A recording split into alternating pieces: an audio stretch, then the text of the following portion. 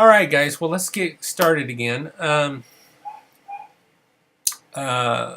Any questions on anything we've covered before that you might want to ask before we get going at all?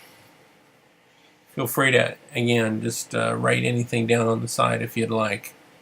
Hopefully this training's working out well for you guys. I really devised it to where hopefully it's, people don't have to travel and they don't have to get a hotel or whatever. They can, do it from their own house or their own place of work or whatever. So hopefully it's been helpful in that way. But hopefully also some of the information's been good for you guys. So, all right. Well, let's just get started. And again, feel free to ask questions or make comments on the side there if you'd like. All right. Again, we talked about what the credentials for a supervisor. Here's just a couple additional issues. Is hey Leah, good to have you on board too. Is they have to have their independent license for more than 2 years. They need this training, and then again they have to have that supervision agreement with their supervisees. Now, I've always struggled with that first issue. I mean, there is an element where like Jennifer, you say for some reason I thought it was 3 years. No, it's been 2. I've always struggled with that, honestly. To me, oh really? Okay, Jennifer's saying she waited 3 years for some reason without understanding. For some reason I struggle with that myself. To me, when you become licensed, you should be able to work. Some others, again, they say, well, you should be licensed, but then you need a couple more years of training before you can actually supervise. I don't know. That's what our law says. But at the same time, I really think that, it's sort of that idea when you become an adult, you should be able to do adult things. And for me, when you become licensed, to me, you should be able to supervise. Not necessarily everyone, but those that have had training and supervision, and sometimes they've been supervising in many other settings for quite some time, and they have the theory, and they've maybe even been in a doctoral program and doing supervision in many different ways. So I don't know. But that's what it says, 2 years, so we'll go with that. And that's pretty consistent, I think, with most professions, actually. So, okay, supervisors must not have an unresolved citation filed against the supervisor by the board that licensed them. They can't have a suspended or probated license or certificate. They, in order for the board under which the supervisor is licensed or supervised, the supervisor from providing supervision. Sometimes, boards, if they've had maybe a issue of boundary issues in the past, sometimes boards can restrict a person from providing supervision in the future, and in that way, that person could not supervise for us. And then a previous or existing dual relationship or other personal relationship with the supervisee. Let me talk about that in a second, but let me see what John says here. What if you are independently licensed in another state and then get your license in Kentucky? Will you be grandfathered in? Yeah, in that case, good question, John. So yes, if you were licensed in a different state independently in that state and then you came here, yes, it's counting. We've interpreted it at least to be that, to where previous independent licensure would count in other states. So yeah, if somebody's licensed in 10 years in another state, just got here, just got their LPCC, to me they should be able to supervise. So yeah, good point, good question. I've always struggled with this last point, previous or existing dual relationship or other personal relationship with a supervisee. Personally, I want to have at least, again, a minimal relationship with that person. Not a best friend, not a spouse or something like that. But the issue is that we should have this person, this individual, is going to be working to some degree under our license, and I want to make sure that person is qualified. I want to I want to make sure that they're going to represent me well, represent the agency well, whatever the case is. So for me, for example, in general, I've only supervised people that have been students of mine, and I know that they will be practicing ethically. Again, to me, again, it's on how you interpret that dual relationship. But for me, I think I want some type of relationship with that person because I want to know who they are. Jennifer, you're asking, my previous supervisor at the agency had been licensed since 1999 and was turned down as a supervisor because of that license. Well, Jennifer, that sucks. I feel bad in that situation, Jennifer, because to me, I interpret that to be in other states, and I know that since I've been on, and I've interpreted that way. But again, I'm only one member on the board, and sometimes I am overruled too. So So anyways, sorry about that. Yeah, she waited 2 years. Yeah, that sucks. Sometimes, again, there's certain boards that interpret things differently. I have a pretty good handle on this board as to where they go, but at the same time, we really do have a good board. We have a board that really is very close, but at the same time, we always don't agree. I think for the last two months now. I just put my cap on. All right. Thanks. Yeah, John Jones, I think it says private to some people, but it says Dr. Drury asked me if I had my cap on. Yeah, I just put my cap on, so it's sort of my signature now. People are always wondering if I got my cap. But yeah, I've been the dissenting vote on a couple issues lately where everyone else is voting one direction and I'm voting the other. And that happens on occasion. But the nice thing is we have a really good relationship in that way. And usually we're 100% on everything. But then there's certain cases that we do have differences of opinions. So, all right. Again, to me, it's important that we keep. We need to have. We can't be strangers. There's a point where we need to have some assurances that this person is going to practice ethically, at least from my part. That's just me.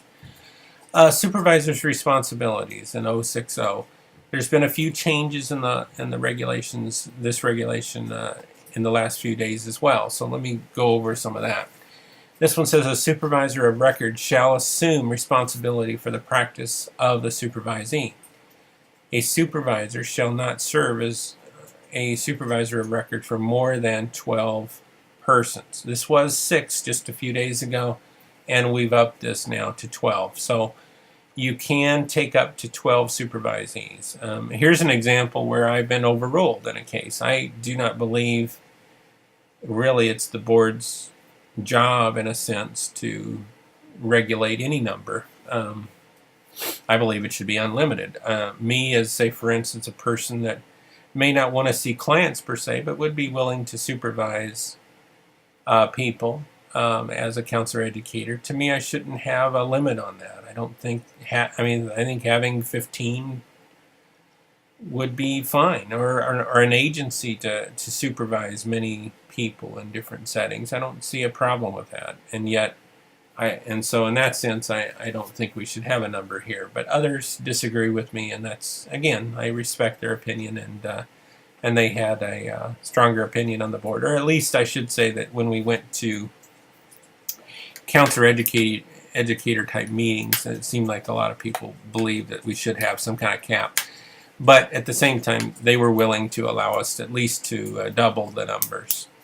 So now you can supervise up to 12 people. Now, some people ask, well, does that include other professions? I mean, the issue with the board, with LPC board, is we can only regulate 12 supervisees from our board. So if they're also, I forget who it was, Cecilia or one of you, that had an LPC and a CADC.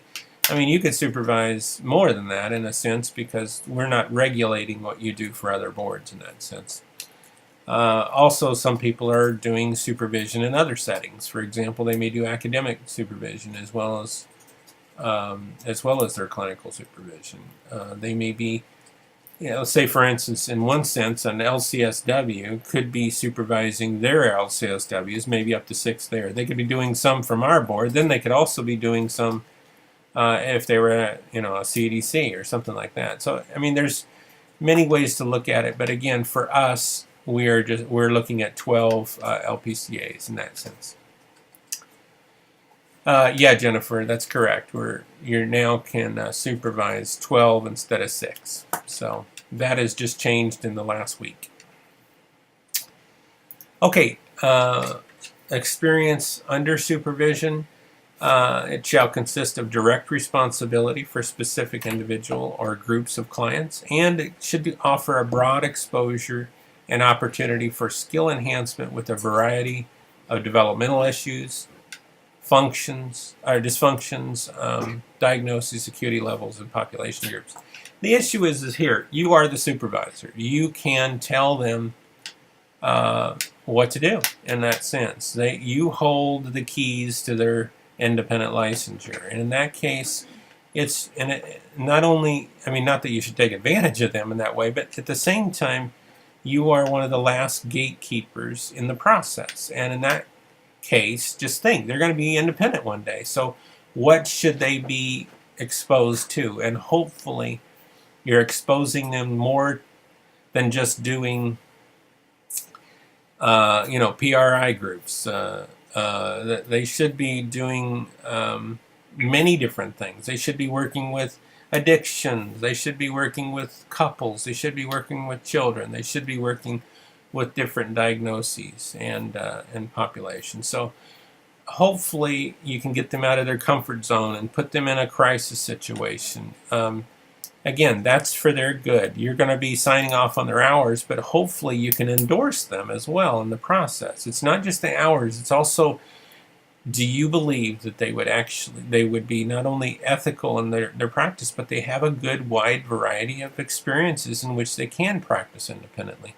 And again, that's quite a responsibility for us as a supervisor. And I would say that many take that serious and others do not. And so, you're not necessarily there to be their best friend, even though that's nice when you can have a good relationship with your supervisee, but you are there looking out for their future clients in that sense. And in that way, you do need to expose them to many different experiences. Ask them to do trainings, get them to do, some assessments, ask them questions. Also have them train you. I mean, that's also gives them experience in supervision in that sense.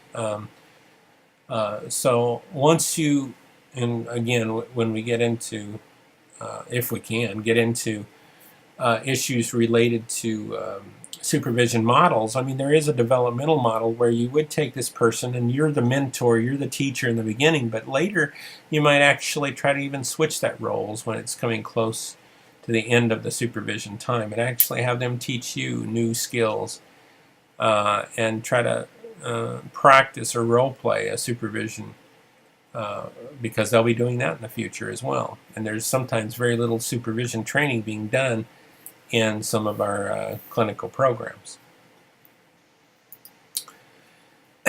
Okay, supervision shall relate specifically to qualifying experience of diagnosis, treatment skills, treatment plans, etc.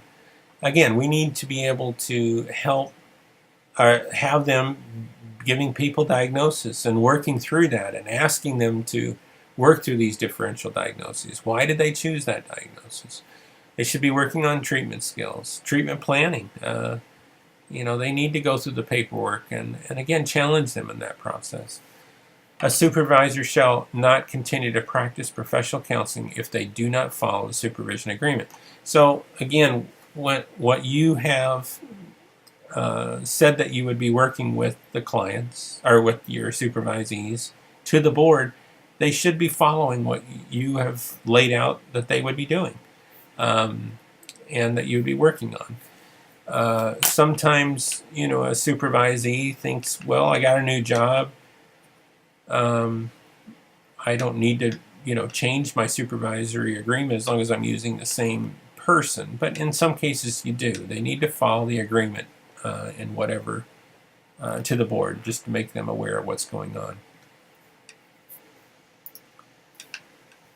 Okay, here's a point that I wanted to make also, and that is the differences between academic and clinical supervision.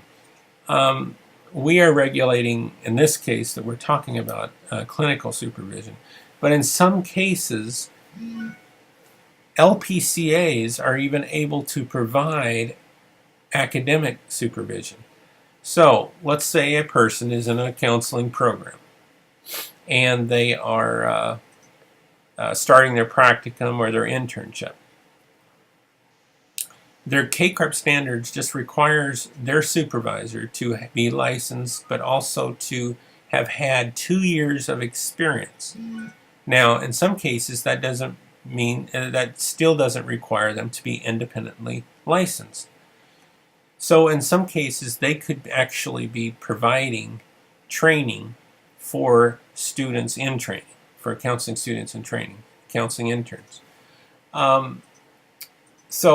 And then, of course, we have the clinical supervision that we're talking about that needs a qualified independent supervisor with at least 2 years of independent practice. What am I getting at here?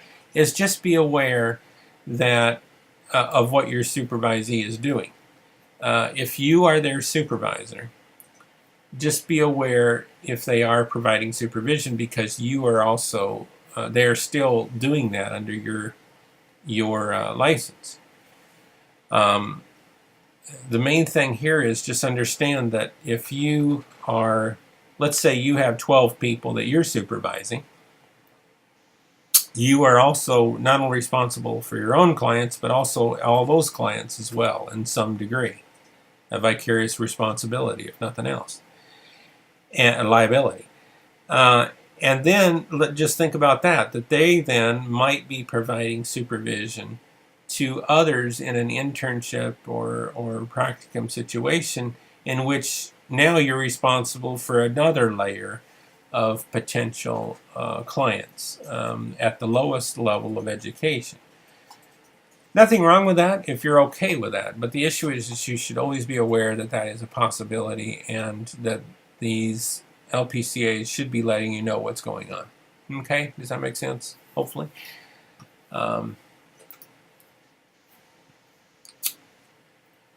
All right, we have again changed some recent regulations. Have you guys had this training before? I haven't even asked that yet. Some of you had this training before, maybe 3 years ago or something like that, and you're just sort of updating, or is this new for everyone? Okay, it looks like it's new for most people anyways. Again, this training needs to be done every 3 years unless we change something that makes it a little different, but okay, well, sounds like most of it's first time for everyone. Well, again, there's been some recent changes, and one of them happened in 2012, and that relates to this first part, which now includes interactive simultaneous video and audio media. And what that means is, again, we mentioned Skype, and that's just one format, and I'm not saying use Skype, that's not what I'm saying. It may not be the best at all. But the issue is that you can provide some supervision with your supervisees in an audio-visual type format. Okay? So it needs to be simultaneous. It needs to be in a video and an audio format. You both have to interact, both be able to see each other.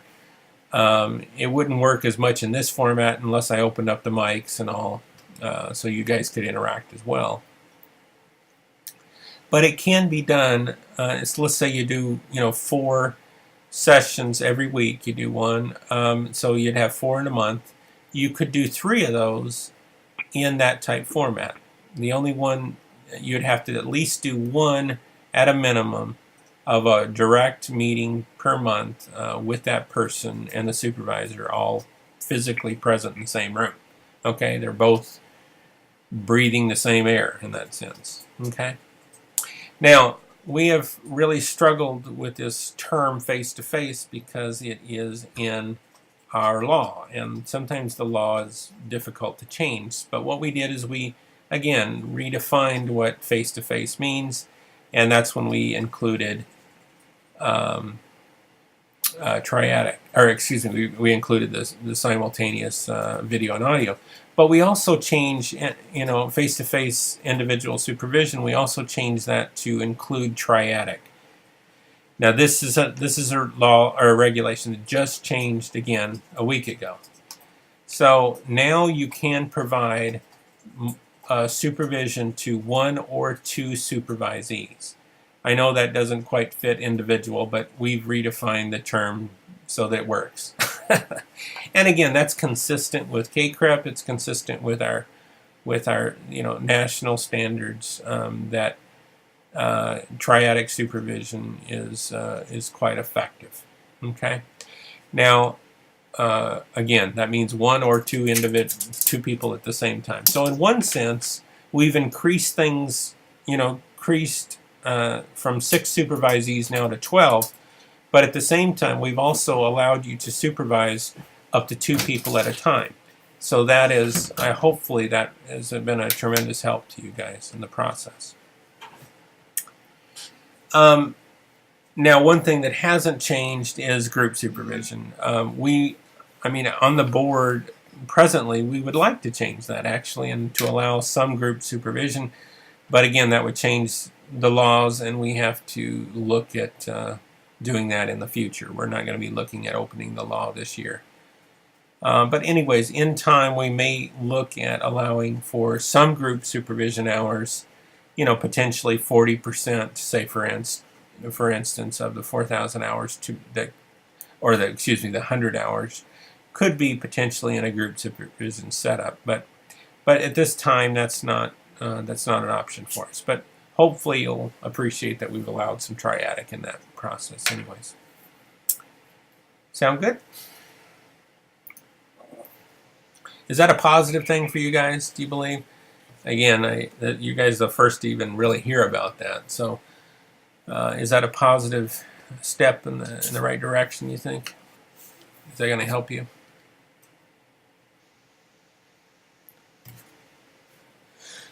I hope so. Thanks. Again, we need that feedback on occasion. Sometimes, we start... John just mentioned that, he's used to group supervision. Again, John, we would like to go in that direction as far as group, but again, it's going to take a little bit to do that. When you open up the law, it does create, problems because, legislators can mess with you. So we got to be careful when we do it, but we do want to open it up to allow for some group. Jennifer, you say, I think group has some benefits, and I agree with you completely. I think if we open it up to, say, to 5 people in a group, to me, there's great benefits to that. We could all learn from each other's experiences, sometimes much more than if it was just an individual in that process. So I agree with you. I think it would be helpful. But again, we have to overcome our original laws, and that's going to take a little time to do that. Okay, part-time versus full-time. Let me just read to you what the regulation says, and it's quite confusing actually. But it says supervision occurs a minimum of 3 times per month, and 1 hour per meeting for full-time practice. So anyone that's practicing 25 hours or more should at least be meeting a minimum of 3 times per month. Again, hopefully more than that. Hopefully they're meeting every week. I mean, that would be ideal.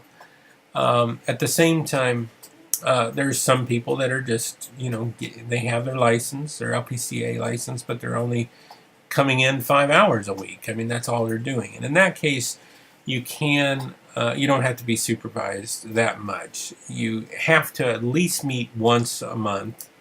And here's the sort of equation that provides some guidance there. Let's see. Supervision occurs a minimum of 1 hour for every 30 hours of client contact for part-time practice, which consists of at least 25 hours per week. So again, you can't minimally, if they're doing part-time and just getting a few hours, even if they're not getting any hours in, you still have to meet once a month in supervision. So if they are, and again, that 1 hour does need to be face to face in the same room, breathing the same air. So hopefully that makes sense. I think we need to change the way that's worded, but anyways.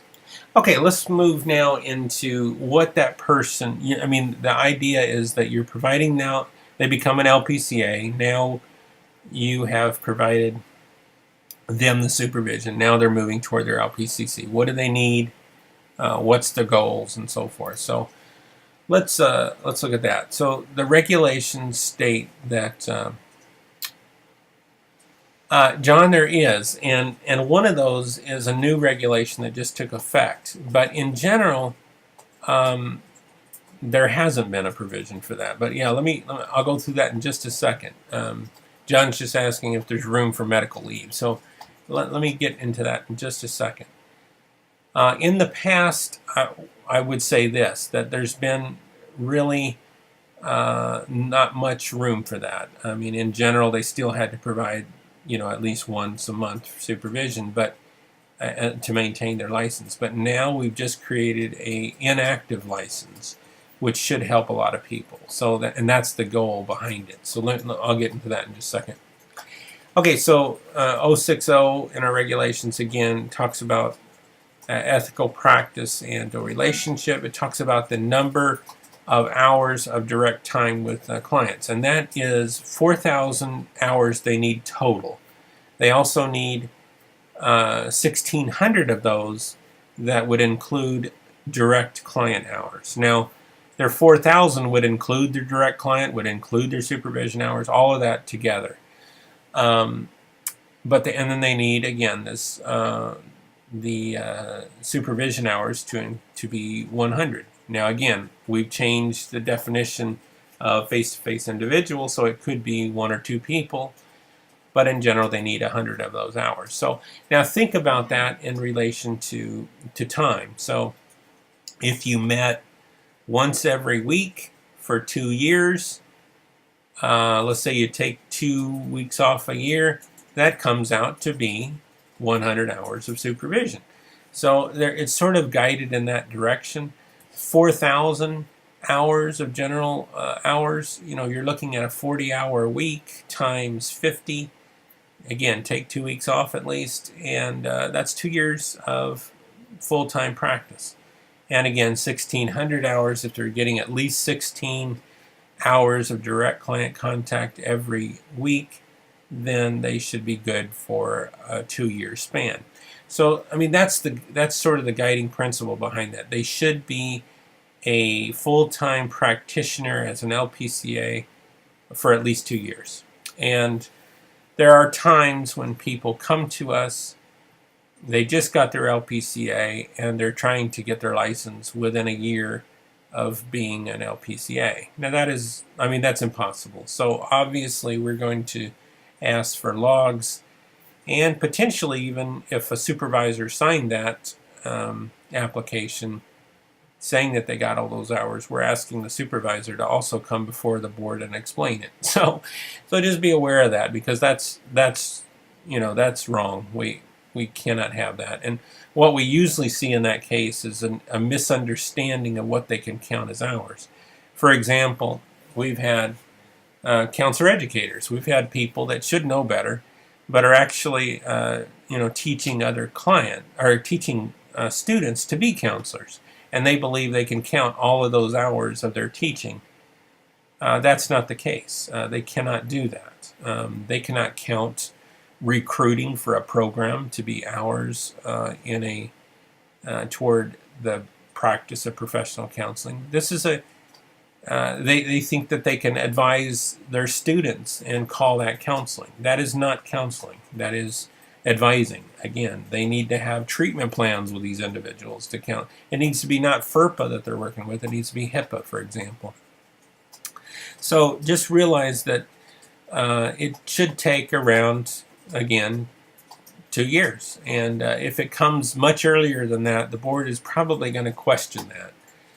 Not that it couldn't happen maybe a little bit ahead of 2 years, but in general it would be very difficult to do so.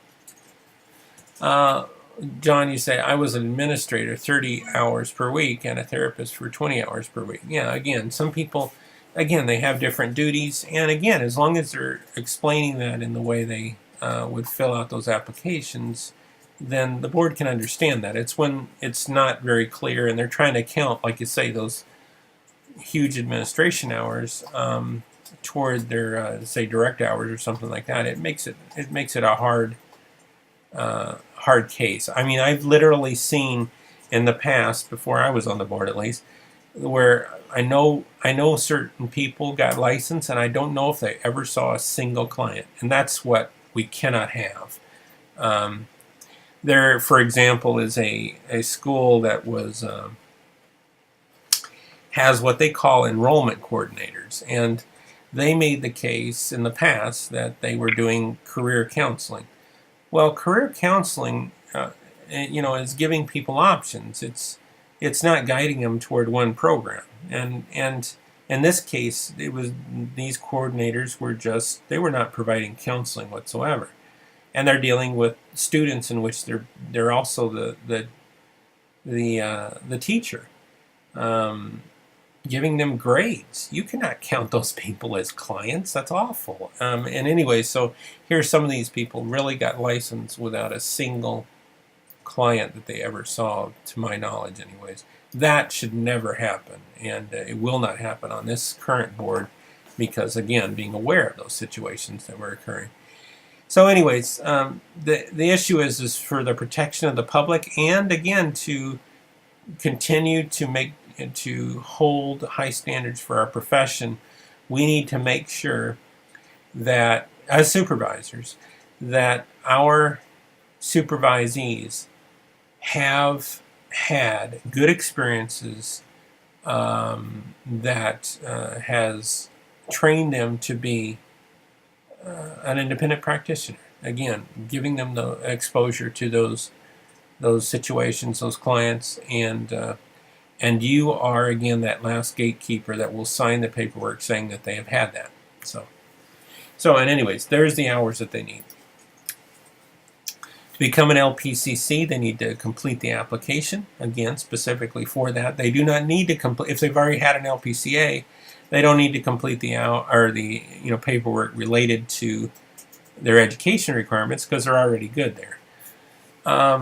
They have to have completed the hours and you're verifying that in their application.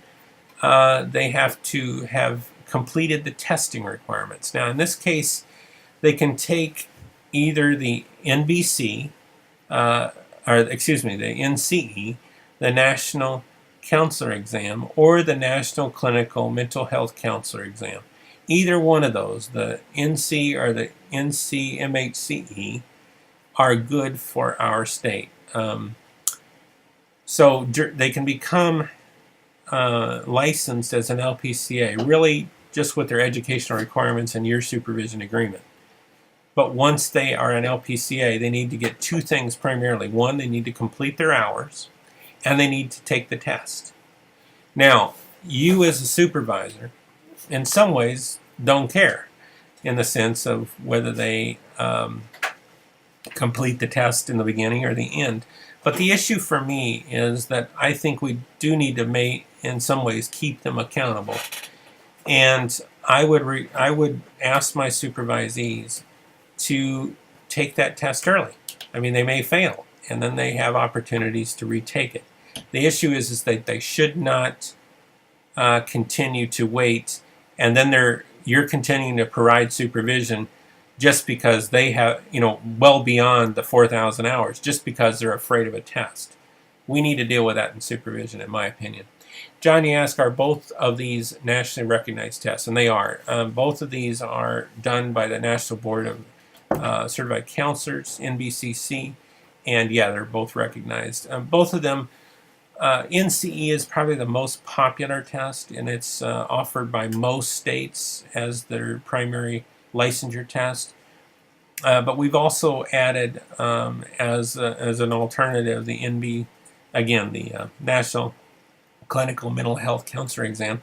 And the reason for that is because that's also, in some ways, it's I think a better exam, but it looks at different things. So the NCE is really looking for your academic training. It's best for those people that have just got out of school. So in that sense, it really shows your academic training. The other test, the mental health counselor exam, that one really is more scenario based. It's more based on your clinical counseling skills. So a person that's been out of school for a while and has really been doing counseling, I think they might do better at that one. So my recommendation, if they're closer to the school, just finish school, go for the NCE. If they've been out of school a while and they've been practicing a while, maybe go for the National Clinical Mental Health Counselor exam.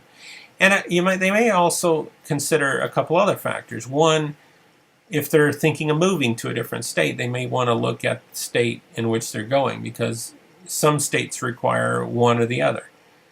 For example, Indiana does require, I can't remember Ohio, but Indiana does require the National Clinical Mental Health Counselor exam. So does Virginia, for example. But then again, other states will require the other. Now, the other thing that you want to look at is if you want to take TRICARE or, again, work in some federal situations, that the primary test for them has been the National Clinical Mental Health Counselor exam. So if they want to work in, say, TRICARE or in working with soldiers and all, they need to consider taking the Clinical Mental Health Counselor exam. So anyways, just some thoughts there. But for us, we recognize both for that. Okay, completing. Okay, the money, obviously they need the money for the application to be licensed. And some of the concerns, again, are that I wanted to just tell you about, that the board would look at, is mainly the way people fill out applications. It's just, they sometimes are doing unethical things, and that way it sort of shows in the way they fill it out. But sometimes they don't do, they're not unethical, it's just that they don't think about what they're putting down on paper sometimes. One of them is related to the hours in which they've been working with you. So for example, if someone put down that they've had exactly 4,000 hours as a counselor, exactly 1,600 direct client hours, and exactly 100 hours working with you, honestly, I always ask for logs. I want to know, how is that possible that you could exactly hit all three of those numbers at one time? To me, that shows possible fraud, and so it's just a thought. But I mean, and most of the time when I do ask for logs of some type, I get something. My phone's ringing. I'm going to hand that off to somebody else. When I ask for those logs, sometimes I'll find out exactly they don't have anything. I mean, there's nothing that shows that they've been working with a supervisor, and what I'll get sometimes is a calendar with X's on it or something like that. And that's just, I mean, again, documentation is absolutely essential to provide good clinical supervision. We'll talk about that in a little bit here. But, documentation is everything. In my opinion, you should have not only what you've done for the board in that supervisory contract, but you also want to have your own contract between each other, written, and also explain it well, and both of you sign it in your first sessions together. It's good that everyone has a good understanding of what each other is, their roles and responsibilities in this relationship. And in the process also, you're also talking about documentation. And documentation, in my opinion, you should be signing off not only on the individual hours in which you're working with them as a supervisor and supervisee for that, but also for their hours that they're doing as a therapist as well. And you might sign that every time you meet, or you might sign that, once a month, whatever the case is. But, there are cases where, while we don't want this to happen, we might die. We might be fired and sent to another, have to go somewhere else and not able to have contact with this person. We need to protect them, is what I'm saying.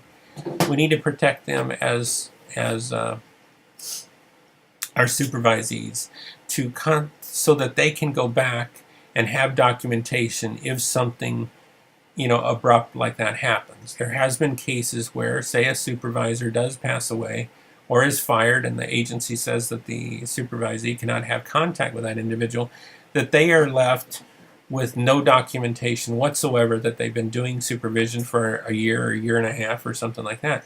Well, that's honestly, that's incompetence on our part. They need to have documentation that they've been doing supervision, and we should have that on our parts too.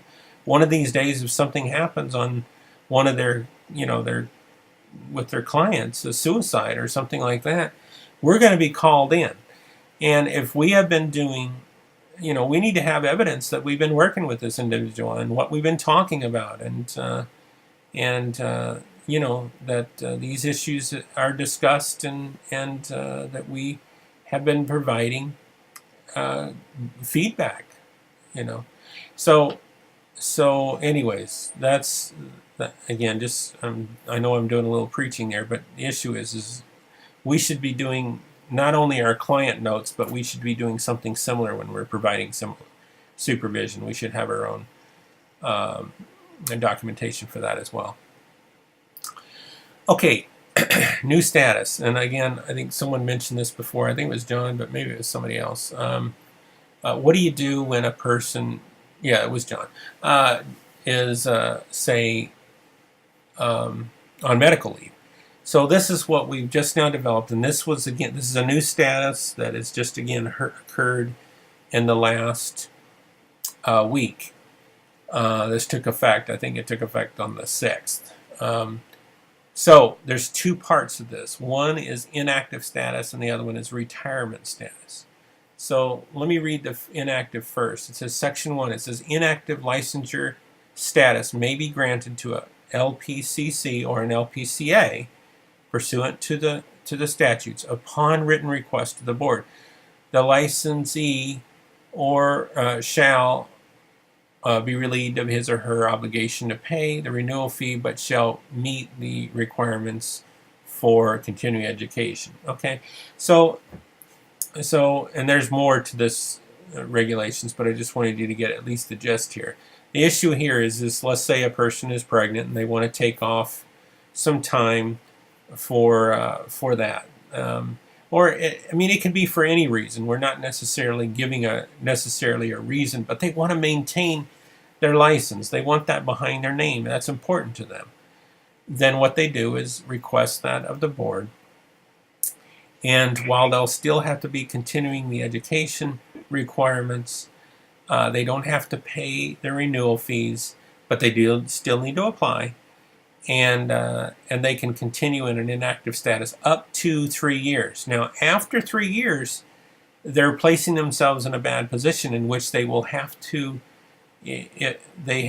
renew in a regular status, or if they go beyond that, they're going to have to reapply as a counselor when they're ready to. And it will have to be at the current statute. So if they were grandfathered in, or they were using statutes prior to that date, say for instance they did not have a KCREP degree, and then they come in 2-3 years later, they may have some struggles with getting licensed. So they need to again get back into regular status within 3 years, if at all possible. Okay, the retirement status. Let's look at that a little bit. Retirement status may be granted to an LPCC or an LPCA pursuant to the statutes. They must be 65 years or older, They have to request this at the beginning of the renewal period. And for us as LPCs, that's every year. That's sort of a pain too, but anyways, that's the way it is. And they have to have retired from all practice in all jurisdictions, so they can't maintain a license somewhere else, for example. And they, in this case, they do not need to meet continuing education. They're saying they're not going to practice anymore. That's the point. But they want to maintain that license. There's some good people that have been around for a long time, that have been practicing counseling, and have even fought for our licensure in the past, and have been very involved in the counseling field. And in this case, we're trying to reward them for their service, and allow them to retire with that status, not have to pay any fees. But again, they're also saying, I'm not going to practice as a counselor. I'm not going to do supervision. I'm not going to provide any more counseling services. But at the same time, again, it's a status to have that license, and we want them to have that license. So this has just been developed again a few days ago, and it's now in effect. Now the issue is in one sense it's in effect now, but people cannot really get this status until the next renewal period, which will be in October. So it'll be nice to see how many people actually want to go to this status, and I'm hoping we can sort of celebrate that for those people that have been around for a long time. I know there'll be 3 or 4 or 5 people that will be doing that, so I'm glad to be able to do that for them. Okay, let's talk a little bit about ethics. I guess we got less than a half an hour, and hopefully we can do this less than that, but let's talk a little bit about ethics and laws, some of the laws and ethics. Again, some of the responsibility to a student or supervisee. Our code of ethics for counselors, of course, is in the ACA Code of Ethics, American Counseling Code of Ethics. And we've actually just changed our ethical code this last year. So I do recommend that you just put in a Google search that says American Counseling Association Code of Ethics, and you'll find the new Code of Ethics there. And really read that over, and you'll get a good idea of some of the differences and some of the areas in which we're very similar as far as our ethical codes. But let me talk about at least some of the basic principles related to supervision. Again, first, there are 2 different types of supervision. One is administrative type supervision, and the other is, of course, clinical supervision. While the ethical code doesn't necessarily prohibit one from doing the other, because we know that it's prohibitive in many agencies, it is, you do have a dual relationship, and you do need to recognize that dual relationship. A person that is a clinical supervisor, of course, is looking to enhance the skills of that counselor to provide better services to the clients. A administrative supervisor doesn't necessarily have those same goals. They may be looking at many different goals. It may be that goal, but at the same time, sometimes it's not. Sometimes it's to make money. Sometimes it's to, effectiveness of other things. That's not necessarily for the well-being of the client. They may be also not necessarily trying to build the client or the counselor, but also maybe looking to fire them.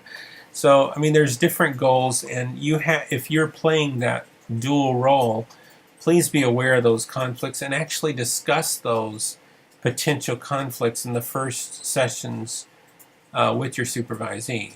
Allow them to talk about that and where that could cause some problems for them and for you. Fair evaluation. There is a fundamental right that our Constitution gives, but also in our Code of Ethics, we do allow for people to have a fair evaluation process. You, as their supervisor, truly holds the keys to their independent licensure, and in that sense, we need to be responsible in holding those keys. In many ways, we need to keep, unethical people from entering into the profession. At the same time, we also need to be fair in the process. So if you deny that person by not signing their hours or not giving endorsement to them as a supervisor, we need to back that up with evidence. And in doing that, hopefully we've have evidence there. We have been providing ongoing feedback. Again, evaluations on a regular basis. Every time we meet, we should have a section in our notes, something that says areas in which they could maybe potentially improve themselves. If they're practicing unethically, then we should, again, that should be in our notes. We should be providing that. If they are crossing the line too much, hopefully we're saying we will not supervise them anymore. We cannot continue to have them practice in that format. I've had situations where I've had a supervisee that crossed the line,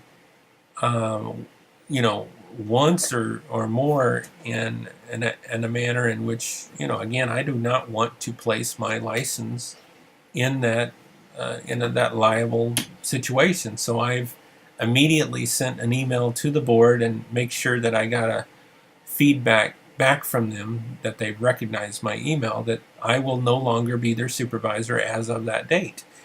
That's the thing. And in their case, they have a very short time in which they can find a new supervisor.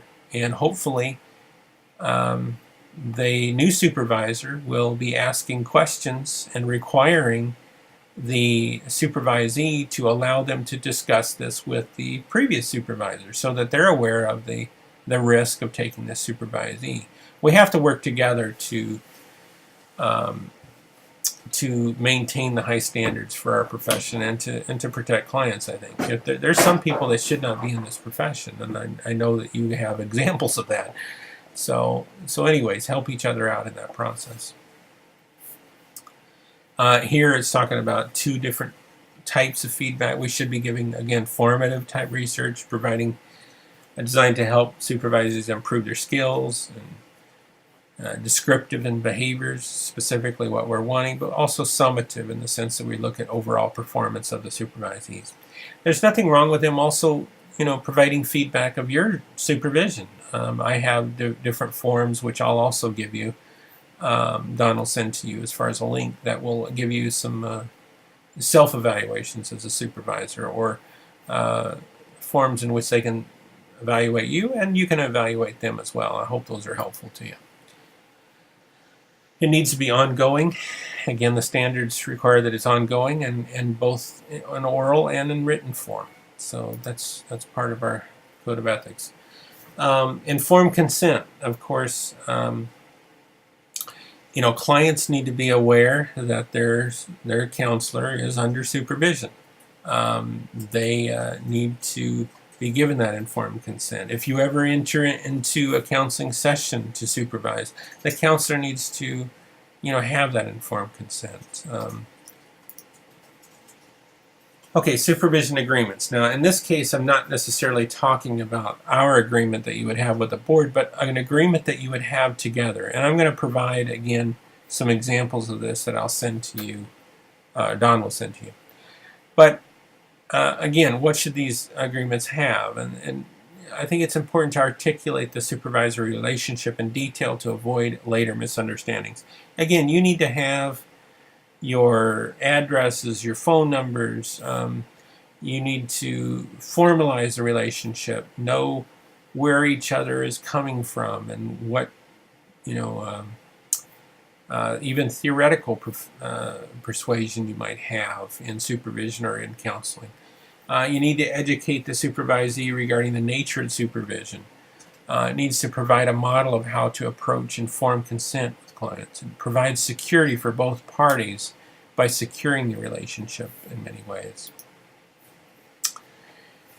Competence. We as supervisors need to maintain a certain level of competence, and Some of these standards are actually out there, which I would encourage you guys to also look up. But again, I'll have that as a link that you can have later. And that would be the standards for counseling supervisors put out by the Association for Counselor Education and Supervision, or ACES. It's a division of ACA that is one of our biggest divisions that is primarily involved with counselor education, again, and supervision. So counselor educators and supervisors meet every year, either at regionally or as a national in a conference. And it's anyways, and these are the standards that have been set out, specific 11 core areas. And I do encourage you to go over those. Those are very informative. But we need to maintain competence, and of course part of that is being in this session here, or reading about and training yourself. And I have frozen. I'm frozen. Can you guys hear me? Probably not. I can hear you. Oh, can you? Good. I see my face up there and it's frozen. Okay, I'm gonna close out and come right back in. I'll be right back, guys.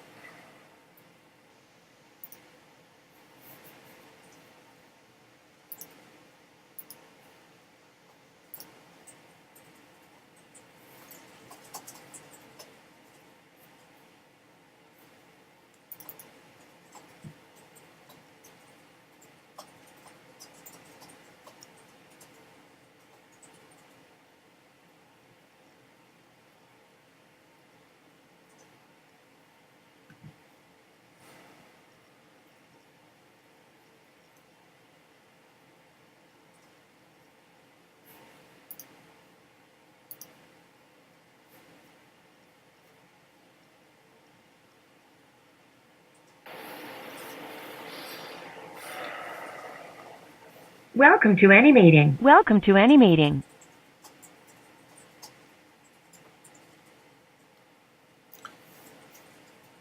Okay, Your guys. line is now unmuted. Your line is now unmuted. Okay, guys, am I back? Can you hear me now? Hopefully. Some of you, I see a lot of yeses. I guess maybe you could hear me before, but I couldn't. I didn't know if I was, again, everything was frozen for me. I couldn't do anything. All right, well, okay, what are we looking at? Don't have much time. So here, let me go through some of this really quick. And again, confidentiality, supervisory relationships,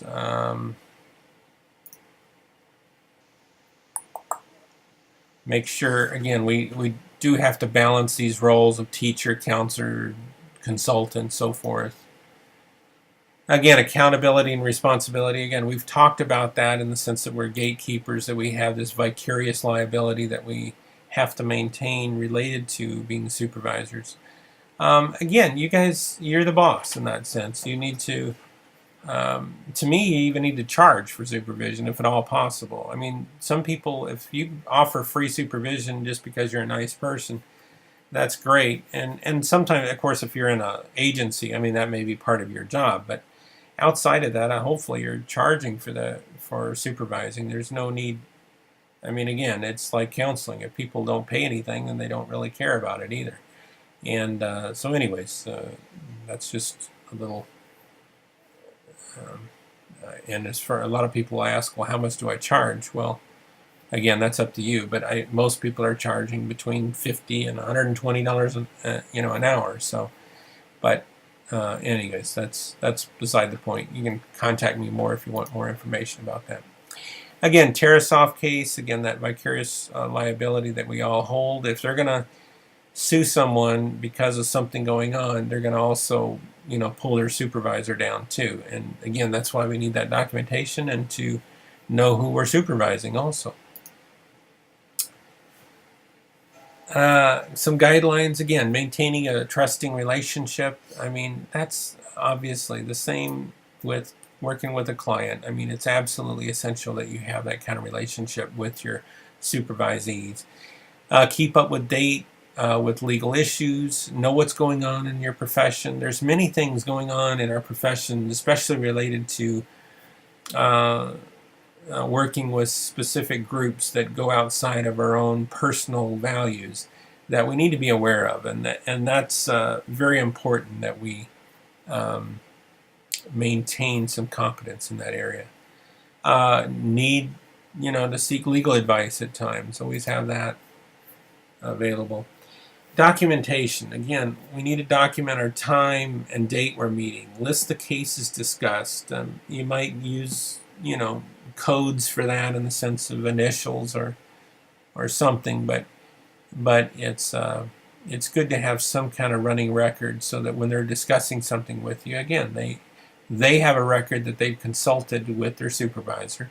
And if you're dragged into the whole thing too, it's good to have documentation of the advice that you've given and make sure that they followed up with that.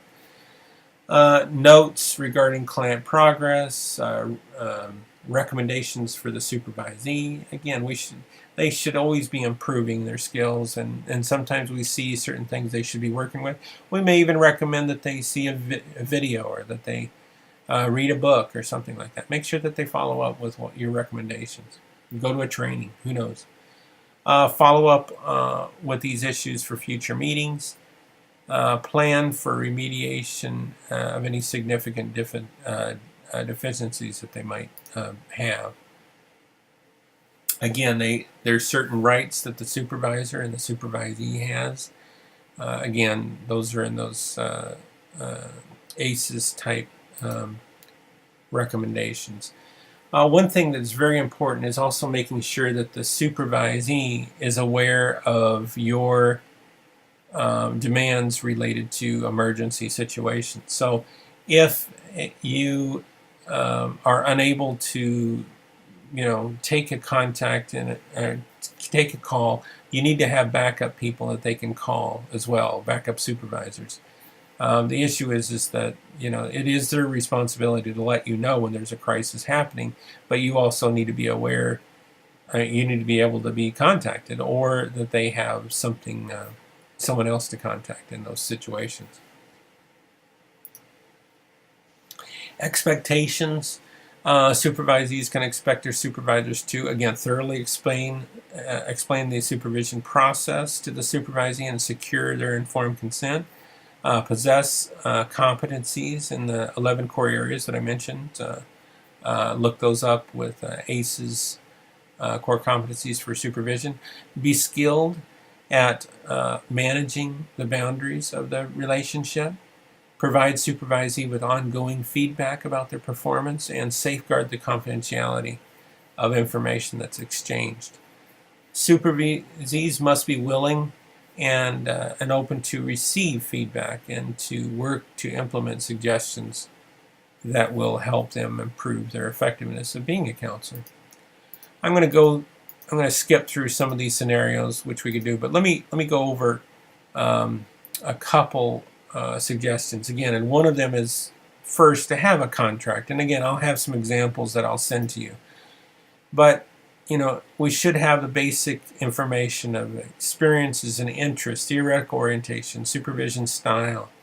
It might be good to talk about, your personal background and your cultural background. What brought you here to be a counselor, and what brought them to seek the counseling profession. The supervisee needs to provide their interest and their previous experiences, their theoretical orientation, and again, their background. For why they chose this profession and the goals that they have. Both of us need to talk about the goals, what you have as a supervisor and what they have as a supervisee. Not just obviously to get licensed, but where do they want to take it from there? Learning styles you can talk about, temperament, feedback preferences. Some people just freak out if you're going to write them up in a sense. At the same time, you need to talk about that and how essential it is to provide feedback and how to best do that so that they understand that you're not mad or angry at them, but that this is a requirement to being a supervisor. Expectations on everyone's part, talk about that. Role clarifications. Again, how you might talk about how you start out as being somewhat of a mentor and a teacher, and you're going to do it my way, and then later you end up being to a place where they end up even practicing supervision skills on their own. Again, that you have to take on different roles as an evaluator and a gatekeeper and so forth. Talk about the time and place that you meet and how rescheduling should be handled. What about situations for emergency situations? How are those handled? We discussed that a second ago.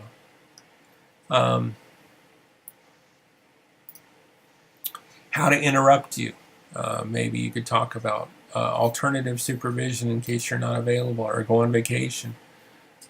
Remain alert to perceived, commenting on or helping the supervisor to more fully utilize emerging clinical skills, writing competency, and so forth. Agency functioning. It's sometimes, it's hard to sometimes maneuver through an agency, and you may have to bring them up to speed on that as well, and some of your requirements that you're requiring for them related to documentation. Certain protocols that the agency might have. Make explicit certain things, and again, any issue or concern that has a bearing on student or supervisee learning and clinical effectiveness, and ask them to talk to you about the same things. Client selection. Who do you want them to be working with, and who do you not want them to be working with? If there's a person that has eating disorders, do you want them to be working with them, or do you want them to maybe refer them to someone else at this time? Record keeping, taping. If you may require them to tape a session with client consent, and so you can review those. Sometimes it's hard to supervise without even seeing the client do supervision. Do counseling in that sense. So you can require them if you want to. And again, there's always bumps in the road, and if they are open to be able to discuss these issues, and you talk about them sometimes ahead of time about burnout issues and so forth, and it's just good. It's easier for them to come to you if you discuss them ahead of time and in the first sessions. Okay, that's we just don't have any more time, guys. Do you guys have any questions before we get out of here? Again, Don's going to be sending you your certificates in the mail. Email. Send me their info, Make sure that Dawn has all the licensing info. If you filled that out when you got into the session, she should have that. But at the same time, if there's any questions, she may contact you also. If you're on the phone and wasn't able to maybe sign something in signing in, you might contact Dawn to make sure she has that information correct. What else? Again, Dawn will be sending you a link to a Dropbox folder that I have that would have this PowerPoint and all the information in that. Again, feel free to go to the lpc.ky.gov website so that you can get all that information. Has this been helpful to you guys? I hope so. If there's any feedback that you'd like to give, please let me know. Thanks, guys. I appreciate that. I'm always available to you. I know the email was ahead of time, but again, it's martin.wesley@ucumberlands.edu. You can always get me that way.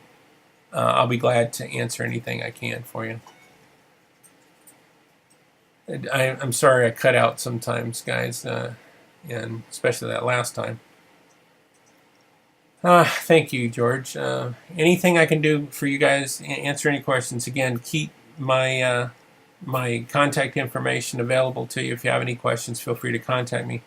You can contact me through the board too if you need to. But also, if you're ever interested in, going further in your education get a doctorate in counselor education supervision or something, let me know that too. I'd be glad to help or refer you somewhere else. So anyways, I can help that there too. All right, guys. Well, I'll let you go, and thanks for attending, and we'll talk at you later. All right. Take it easy, guys. Bye-bye.